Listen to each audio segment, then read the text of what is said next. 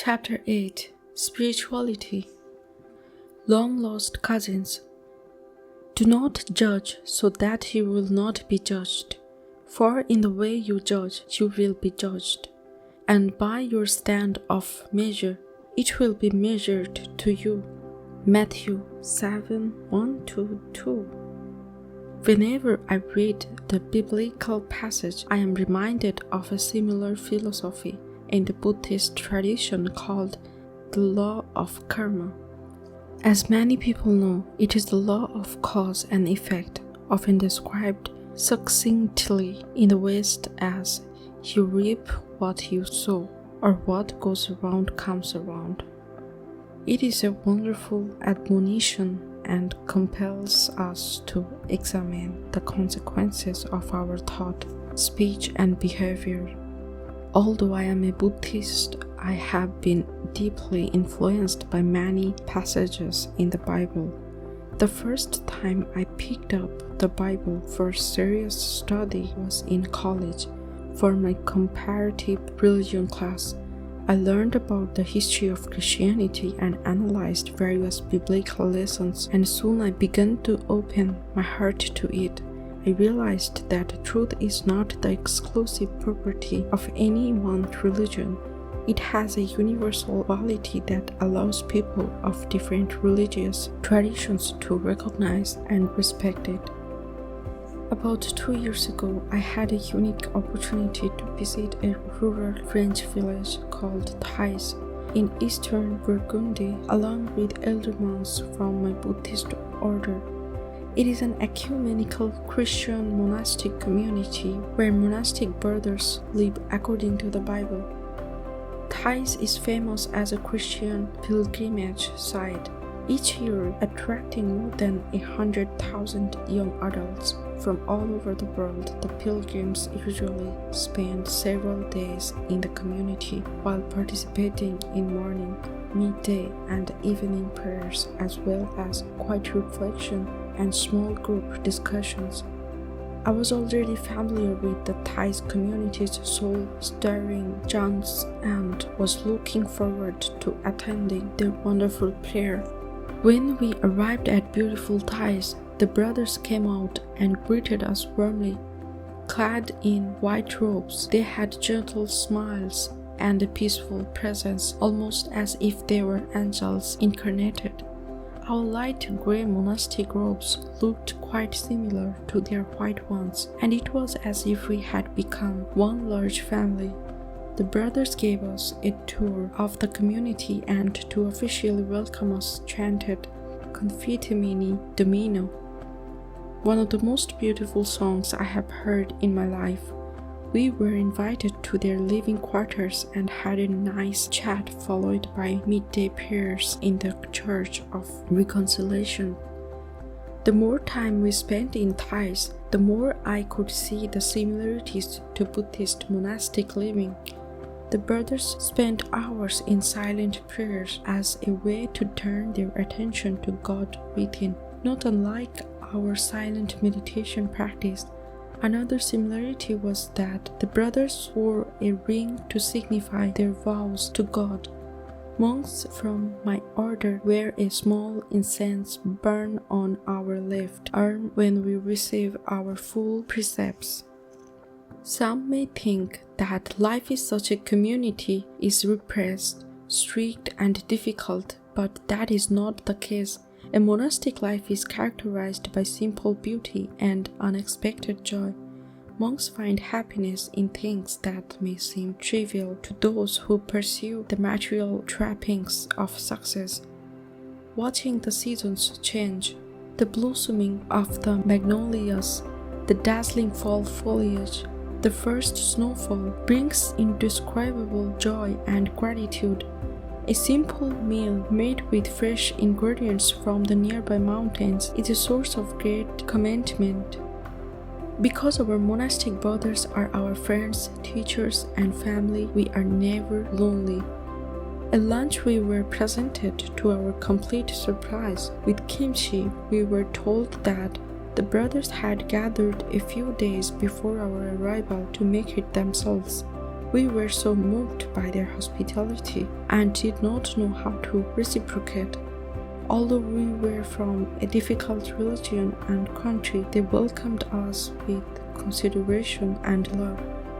When we left Thais, we felt as though we'd just visited our long-lost cousins. I knew I would cherish this bond for the rest of my life. Even now, when I see one of the elder monks who visited Thais with me, we fondly recall eating the brothers' kimchi with baguettes. How should we consider a different spiritual path? We shall approach it with humility, as well as a willingness to learn about another tradition. If our faith can be shaken from merely learning about a different tradition, then the faith is not worth keeping. Reverend Dr. Kang On-hyung, 1917 to 2006. Just as my faith is precious and significant to me, wouldn't it be same for people of other faiths? Just as my mother is dear and important to me, wouldn't this be the case for my neighbor and his mother? May people know how to differentiate between the certainty of one's faith and the folly of attacking other faiths. My faith never become an ideological weapon to justify violence. If Jesus, Buddha, and Confucius were all alive and gathered in the same place, would they argue over who is right, or would they respect and admire one another's teachings? Religious conflict can often be blamed not on the founders of religions, but on their fanatical followers. The purpose of religion is to control yourself, not to criticize others. How much am I doing about my anger, attachment, hatred, pride, and jealousy? These are the things we must check in our daily lives. His Holiness the Dalai Lama. If the essence is forgotten, ritual takes over. When ritual dominates spiritual practice, our outward appearances become more important than our inner experience. For instance, if you meditate in the hope of enlightenment, how long and with whom you meditate is not as important as how your patience has changed your heart and your relationships. According to Professor Kang Nam-oh, the faithful can be divided roughly into two groups, people of surface faith and people of in-depth faith. The surface faithful are bound by spiritual symbols. They often dispute the spiritual symbols of other faiths. The in-depth faithful understand meanings deeper than the symbols. They can find similar meanings in the symbolism of diverse spiritual traditions and harmony among such traditions. Heretic is a loaded term. It has been slapped on my belief for practice that doesn't conform to the dominant spiritual belief of an era. If you're calling a spiritual path heretical, remember that yours was once considered as such when it first started. He who knows only one religion knows none. Max Muller, 1823 to 1900. German scholar of comparative language, religion, and mythology. Ignorance of other spiritual paths combined with fear can give rise to religious persecution and violence. Major wisdom traditions around the world teach humanity love and forbearance. Nothing bad will come of learning about them. You can admire a spiritual leader but never idealize them. Blind faith in the leader can easily reduce you to acting like a child, hanging over your power and asking the leader to do things for you. Medicine can be prescribed, but it must be you who takes it. A spiritual leader is a finger pointing at the moon. If the finger attempts to become the moon, this can lead to a grave sin. We must cultivate all three intelligences for our overall health: critical intelligence, emotional intelligence, and spiritual intelligence. If one falls to the wayside, it slows the growth of the other two. If you have developed critical intelligence but neglected emotional intelligence, then you may not be sensitive to the suffering of others. If you have developed emotional intelligence but neglected spiritual intelligence, then you may lose hope after seeing the world's suffering. If you have developed spiritual intelligence but neglected critical intelligence, then you may fall victim to the abuse of a cult. Whatever the circumstances, do not feel inferior. Remember that God has created you in His divine image. You are the most precious daughter or son of God. You are also the Buddha, even if you have not realized it yet. You have the same Buddha nature as well as all Buddhas in the universe. Do not allow anyone to make you feel less than that. Faith is overvalued, while practice is undervalued. If we emphasize faith over practice, spirituality remains ideology, creating theological conflicts. If we focus on carrying out the teachings in our actual lives, we realize the love taught by Jesus is no different from the compassion taught by the Buddha. If you wish for peace among different spiritual paths, then practice what you preach. 3 Bible verses I cherish. In everything, therefore, treat people the same way you want them to treat you, for this is the law and the prophets. Matthew 7:12. Not everyone who says to me, Lord, Lord, will enter the kingdom of heaven, but he who does the will of my Father who is in heaven will enter. Matthew 7:21. Truly I say to you, to the extent that you did it to one of these brothers of mine, even the least of them, you did it to me. Matthew 25:40. 2 spiritual paths in one family. When your spiritual path is different from that of your fiancé, when your siblings try to convert you to their new faith, when your child decides to follow a different path, this can create tension, awkwardness, and stress.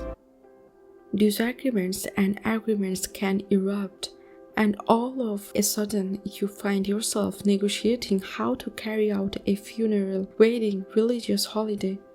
It is ironic that spirituality can become a source of conflict when its teachings are often about love and reconciliation. For those having problems with 2 spiritual paths in one family, I would like to offer this advice. Above all, please understand that what makes you feel tense and awkward is not the spirituality itself, but is the pressure from your family to conform. You may resent their coerciveness and self-righteousness. You may feel their spiritual path is strange and unorthodox. A good remedy to a situation like this is to learn more about the other spiritual path. Find a book by a respected member of the path and study it. If you are open-minded and willing to learn, then we'll soon discover some aspect of that path resonating with yours. Although the outer spiritual symbols are different, the meaning behind them may sound oddly familiar to you. You can also read a biography of a great spiritual teacher in that tradition, such as Mahatma Gandhi, Martin Luther King Jr., Mother Teresa, or the Dalai Lama. As you learn more about their lives and faiths, you will be able to appreciate their courage and come to respect their path. This change of attitude will positively influence the family dynamic. Although you cannot control how your family feels about your path, at least you will no longer feel uneasy about theirs. But if your family continues to be narrow-minded and to show disrespect, then speak up confidently and educate them. Tell them the great leaders of their path did not act that way. Martin Luther King Jr. and Thich Nhat Hanh respected each other. Thomas Merton and the Dalai Lama were good friends. Those who understand deeper meanings beyond the surface and who try to embody humility and peace also recognize the familiar inner light flickering in the eyes of other religious flowers. When this happens, they become more humble and open to the mysteries of human incarnation, while feeling connected to the fragility of human hearts. We don't receive more love from God by asking for it. Rather, we awaken to the truth that God has always loved us unconditionally. We don't turn into Buddha by striving for it. Rather, we awaken to the truth that we have been Buddhas all along. In the beginning, our prayer takes the shape of, "Please grant me this, please grant me that," and then develops into, "Thank you for everything," and then matures into, "I want to resemble you." Eventually, it transcends language, and we pray with our whole being in sacred silence. As my prayer deepens, I hear more of His voice than my words. As my humility grows, I feel more of His love overflowing in my heart. As my mind quiets down, I sense more of His presence in every moment. As your faith and spiritual practice deepen, the sense of a separate self or ego diminishes, leaving more room for divinity to fill your heart. If you have prayed mostly to benefit yourself, then shift gears and try praying to give up some of your control. If you have been praying like this, "Please grant me this, I really need this to happen," then try to pray this way as well.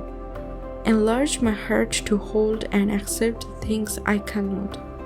Do not bargain with God, Buddha, or any divine being to give you what you want in exchange for material offerings. If you do not know how to solve a problem in your life, give prayer a try. As you bring your attention inward and sincerely seek an answer, something sacred within you unlocks the door of inner wisdom. If you are desperately looking to meet someone special, send your prayer out to the universe. The universe is an amazing matchmaker. Monastics can pray for many years because their prayers of happiness for others make them happy. As I prepare to officiate at my friend's wedding, I become joyous. For unenlightened people, not every day is a good day because they feel happy only when things happen the way they want them to. For enlightened people, every single day is a good day because they feel free knowing that nothing can take away their wisdom. When an unenlightened person does good, he tries to leave his mark. When an enlightened person does good, he leaves no marks. The holier a person is, the more likely it is that she describes herself as a sinner. This is because she doesn't lie to herself.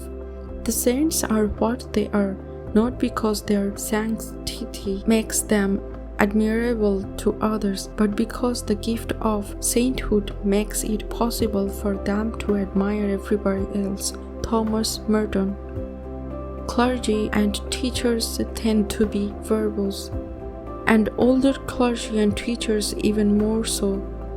I hope I don't become that person who talks endlessly without noticing how the person in front of me feels. It is a sign of great spiritual strength to keep someone else's secret. When a minister preaches, he must preach not only the congregation but also to himself. Reverend Hong Jeong-gil. According to Cardinal Nicholas Cheong-jin-suk, there is no record of the biblical story of one fish multiplying to 2 or 3. There is also no record of fish falling from the sky. What probably happened was that people took out their lunches and shared their food with others after listening to Jesus' moving prayer. A miracle is not just an otherworldly phenomenon transcending the laws of nature. Letting go of self-centeredness and opening one's heart to others are just as miraculous. There is a simple way to test the veracity of the Buddha's teachings. Find the most comfortable posture. Remain in the posture for 30 minutes. The most comfortable posture soon becomes the most uncomfortable. everything is impermanent, including the world's most comfortable posture. Do not force yourself on a spiritual path. Let its teaching gently open your heart and lead you. Like salt gradually dissolving in water, let the teachings dissolve in your heart. It's the ending. Thank you for listening. Keep up with me and tell me your feelings after listening to the audiobook called The Things You Can See Only When You Slow Down. It's me, Simon, with you. Thank you for listening the whole book.